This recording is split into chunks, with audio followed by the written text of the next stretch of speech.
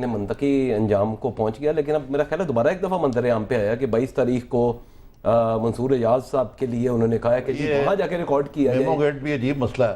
میاں نواز شریف بڑے ڈھول ڈمکے اور تم تراک کے ساتھ فریق اول بن کے گئے سپریم کورٹ، اس کے بعد بالکل اس معاملے میں اڑنچو ہو گئے وہ. دوسرے یہ ہے کہ یہ جو میمو گیٹ ہے یہ منصور اعجاز صاحب جو ہیں یہ کوئی نوابزادے ہیں یا کیا ہے، اور وہ پاکستان کو جس تحقیر کی نگاہ سے دیکھتے ہیں اس پہ قدم بھی نہیں رکھنا چاہتے. اور ہم اتنے ریشہ ختمی ہو رہے ہیں کہ اب لندن تک ریڈ کارپٹ بٹھا کے ان کا باقاعدہ وہ ریکارڈ کیا جائے گا. سیکرٹری جو ہیں اس کمیشن کے وہ وہاں پہ جائیں گے، وہ آئی ایس آئی کو بھی گالیاں دیتے ہیں، وہ ہمارے سیاسی نظام کو بھی گالیاں دیتے ہیں. وہ پاکستان کو ایک ایسا ملک سمجھتے ہیں جو ٹیررزم کی آماج گیا اور ٹیررزم کو سپورٹ کر رہا ہے. ایک پبلسٹی مونگر ہے. مجھے تو کوئی سمجھ میں نہیں آتی. یہ مشاہد اللہ صاحب سے پوچھتے ہیں کہ جی یہ میاں نواز شریف صاحب کیوں ایک دم اس معاملے میں پیچھے ہٹ گئے، اور میں نے تو سمجھتا ہوں اچھا کیا پیچھے ہٹ گئے کہ ان کو اعلیٰ کار نہیں بننا چاہیے ایسے لوگوں کا جو کہ پاکستان میں اس نظام کو ہی درم برم کرنا چاہتے ہیں. جی مشاہد صاحب ذرا کوئکلی.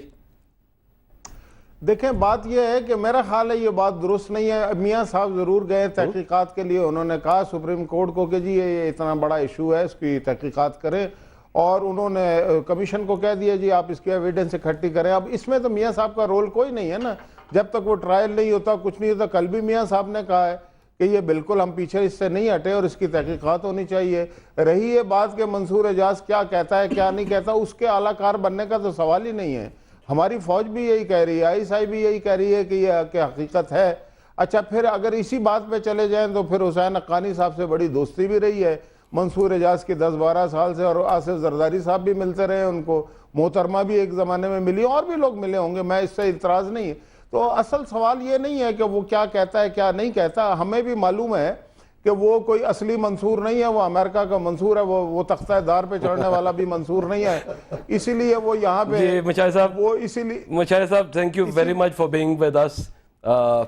یار صاحب انہوں نے کہا کہ وہ اصلی منصور نہیں ہے، وہ امریکہ کا منصور ہے. کوئی آپ کے ساتھ شاہد صاحب اس کے بعد ہم اپنی گفتگو بھی جاری رکھیں گے. ہم شاید بلوچستان کے ایشو کے اوپر طلال بگٹی صاحب سے ہی بات کریں گے، لیکن ناظرین یہاں پہ لیں گے ہم ایک چھوٹا سا بریک. ہمارے ساتھ رہیے.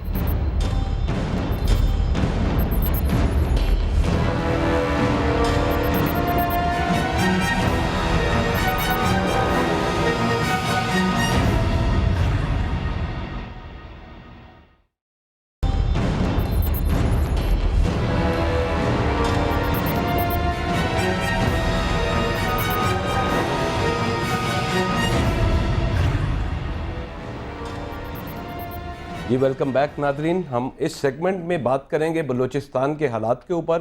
ہمارے ساتھ ہوں گے جمہوری وطن پارٹی کے سربراہ جناب طلال بگٹی صاحب. لیکن اس سے پہلے میمو گیٹ پہ تھوڑا سا شاہد حامد صاحب سے اس کی جو لیگل سائیڈ ہے اس کے اوپر تھوڑی سی بات کریں گے. جی شاہد حامد صاحب. جی میں آپ کو یہ کہنا چاہ رہا تھا سرمد صاحب کہ جو الزام ہے نا منصور اعجاز کا الزام، وہ یہ ہے کہ جی حقانی صاحب نے ان ٹیلی فون پر گفتگو کی اور 16.5 منٹ کی کانورسیشن تھی. اس 16.5 منٹ میں جس کے وہ کہتے ہیں میرے پاس نوٹ میں نے لیے، اس کے بعد انہوں نے وہ میمو لکھا اور جنرل ایلن کو دیا اور آگے جا کے اور جنرل جونز کو دیا اور اس کے آگے جا کے جنرل ملن کے پاس وہ پہنچ گیا. اچھا اب وہ کہتے ہیں میرے پاس وہ 16.5 منٹ کی میں نے ٹیپ نہیں کی، مگر ایک ایجنسی ہے جس کے پاس اس کی ٹیپ ہے. وہ کون سی ہے؟ وہ جناب جب آپ اپنا ٹیلی فون استعمال کرتے ہیں، میں کرتا ہوں، عارف صاحب کرتے ہیں، بگٹی صاحب کرتے ہیں، وہ رم نہیں، وہ رم کا نہیں ذکر کر رہی. نہیں میں جو تھرو سیٹلائٹ وہ نیشنل سیکورٹی ایجنسی جو ہے نا of the United States government, ساری کانورسیشنز ٹیپ ہو جاتی ہیں. اور ظاہر ہے کہ جو ہمارا سفیر ہے امریکہ میں، اس کی انہوں نے ٹیپ ضرور کانورسیشن کی ہوگی. تو اصل میں اگر وہ ہماری مدد کرنا چاہتے ہیں، اگر واقعی ہماری مدد کرنا چاہتے ہیں اور یہ جو مسئلہ ہے یہ سیٹل کرنا، وہ سارا کچھ وہاں سے ریٹریو ہو سکتا ہے. وہ 16.5 منٹ کی جو کانورسیشن ہے وہاں سے ریٹریو ہو سکتا ہے. درخواست ان کو کرنی چاہیے کہ جی ہمارا مسئلہ ہماری مشکلات میں تھوڑی سی مدد کریں، حل کر دیں. ٹھیک ایک دم. عارف صاحب بلوچستان کا مسئلہ جو ہے نیشنل اسمبلی میں اور سینٹ میں، وہ میر بختیار ڈومکی صاحب کی بیگم اور ان کی بچی کے قتل کے بعد بہت زیادہ اس پہ پروٹیسٹ ہوا. طلال بگٹی صاحب ہمارے ساتھ ہیں، ان سے پوچھتے ہیں کہ کیا صورتحال اس وقت بلوچستان میں. سب سے پہلے تو آپ سے تعزیت کرنی ہے. یہ بتائیے کہ یہ ایک اسی کا تسلسل ہے جو اکبر بگٹی صاحب کی جو شہادت کے بعد یہ جو واقعہ ہوا کراچی کا. جی ایک منٹ ٹھہر جائیں, وہ اذان ہو رہا ہے, آپ کا آواز بالکل نہیں آ رہا ہے, آدھے منٹ کے لیے ٹھہر جائیں, اذان ختم ہو جائے. میں جی صاحب, کیا ویسے اتنا زیادہ پروٹیسٹ ہوا ہے اور بلوچستان کی جو ایک منسٹر ہیں انہوں نے اس ایشو کے اوپر ریزائن کر دیا, تو یہ گورنمنٹ کے لیے بھی تو ایک ہے, should be cause of concern for the government. Sarmad صاحب, یہ ستم ظریفی ہے, میں آپ کو تاریخ پیچھے لے چلوں. جب مشرف صاحب کا دور تھا تو بگٹی صاحب ان کے لیے ایک مصیبت بنے ہوئے تھے. حالانکہ بگٹی صاحب ان نیشنلسٹ لیڈرز میں تھے, اگر ان کو نیشنلسٹ کہا جا سکتا ہے, جو ہمیشہ مین سٹریم پاکستان کی بات کرتے رہتے. اگر وہ ریڈیکل ہو گئے تو اس میں میرا خیال ہے کہ ہمارا اور ہمارے سسٹم کا قصور ہے کہ اتنے سال جو فوجی نظام رہے.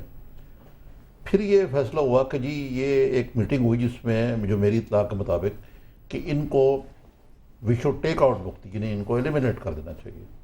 اس میٹنگ میں طارق عزیز صاحب نے اس کی مخالفت کی اور فیصلہ ہوا, اور مشرف صاحب نے بھی, کیونکہ مشرف صاحب مشاورت پھر بھی کرتے تھے فوجی امر, اور انہوں نے باقاعدہ ایک کمیٹی بنائی تھی, پارلیمنٹری کمیٹی, فیصلہ کیا کہ مشاہد صاحب بھی گئے, وہ بھی ناکام, وہ ایک طرف کمیٹی بنائی, وہ واپس آ گئے, اور پھر یہ فیصلہ ہوا کہ اس کو اب ایسے نہیں کیا جائے گا. لیکن پھر میں نے سنا ہے کہ اس وقت کے جو ڈی جی ایم آئی تھے انہوں نے فون پہ ہی منظوری لی بگٹی صاحب کی اور یہ کام کر دیا. جی جی, اس کے جو محرکات ہیں آپ دیکھیے کہ حالات اس حد تک خراب ہو گئے ہیں کہ اس باقی ملک میں کہتے ہیں کہ جمہوری اور جمہوری نظام ہے, وہاں ابھی بھی تب بھی ایجنسیوں کی حکومت تھی, اب بھی کہتے ہیں کہ ایجنسیوں کی حکومت ہے. اس تناظر میں اگر آپ دیکھیں کہ کتنی عجیب بات ہے کہ امریکہ کی جو کانگریس کی کمیٹی ہے فارن ریلیشنز, وہ بیٹھی ہوئی ہے اور اس کے اوپر بات کر رہی ہے. آگے میرا خیال ہے حکومت پاکستان نے کوئی اسٹینڈ ہی نہیں دیا کہ ہمارے خالص اندرونی معاملے کو اب انٹرنیشنلائز ہونے چلا ہے. اور مزیدار بات ہے کہ پہلے بھارت ایسے معاملات پہ فائدہ اٹھاتا تھا, اب امریکہ بھی بالکل اس قسم کے. میرا خیال ہے طلال بگٹی صاحب سے تیار ہو گئے. اب تو بگٹی صاحب آپ بتائیے کہ اس کے محرکات کیا ہیں, جو میں نے پہلے سوال کیا تھا آپ سے. کیا جی دوبارہ بولیں, کیا بات کیا تھا آپ نے؟ میں نے اذان ہو رہا تھا, میں نے آپ سے معذرت چاہی تھی. یہ جو حالیہ واقعہ ہوا ہے ڈومکی صاحب کی اہلیہ کا, یہ آیا اس کے جو تانے ہیں وہ بگٹی صاحب کی شہادت سے ملتے ہیں کسی طریقے سے؟ دیکھیں جی, یہ جو واقعہ ہوا نہیں ہے, یہ واقعہ انہوں نے جان بوجھ کے کیا ہے, پری پلانڈ تھا, اور اس میں ہمارے خفیہ ایجنسیاں یعنی ایم آئی, آئی ایس آئی اور پولیس گائیڈ کرتا ہے, آئی ایس آئی ایم آئی اپنے مقاصد حاصل کرتا ہے, پولیس نشاندہی کرتی ہے. اور اگر یہ بولتے ہیں کہ نہیں جی اس میں ایجنسیز نہیں ہیں, تو D G M I, D G I S I Sindh اور آئی جی پولیس اور چیف منسٹر پولیس کو بگٹی صاحب گرفتار کر کے ان کو انٹیروگیٹ کیا جائے, جیسے کہ مسعود محمود کو, میاں عباس کو, ذوالفقار علی بھٹو کو نواب احمد خان کے کیس میں کیا تھا. اگر یہ 2 دن میں پیش رفت نہ ہو تو جو سزا چور کا وہ میرا. بگٹی صاحب, جو آپ کی پروونشل گورنمنٹ اور فیڈرل گورنمنٹ ہے, اس کو آپ کس حد تک قصوروار دیکھتے ہیں؟ جی میں نے کہا جو آپ کی وفاقی حکومت ہے اور بلوچستان کی جو صوبائی حکومت ہے, سویلین لیڈرشپ جو ہے, اس کو آپ کس حد تک قصوروار دیکھتے ہیں؟ کس کو جی؟ صوبائی اور وفاقی حکومت جو ہے, جو سویلین لیڈرشپ ہے. یہاں کوئی حکومت نہیں ہے, یہاں 72 قسم کی حکومتیں ہیں.